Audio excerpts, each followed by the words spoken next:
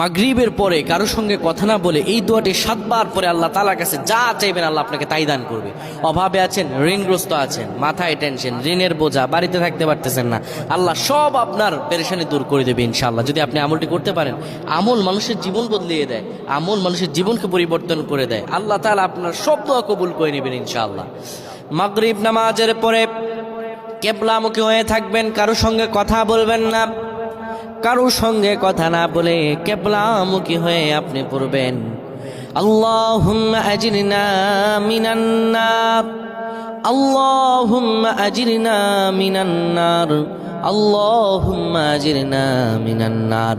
যদি এটি আপনি মাগরিব নামাজের পরে কারোর সঙ্গে কথা না বলে পড়ে 7 বার পরে দুটি হাত তুলে আল্লাহর কাছে দোয়া করেন, আল্লাহ জাহান্নামের আগুন থেকেও বাঁচাবেন এবং আল্লাহ আপনার সব দোয়াগুলো কবুল আর মঞ্জুর করে নেবেন।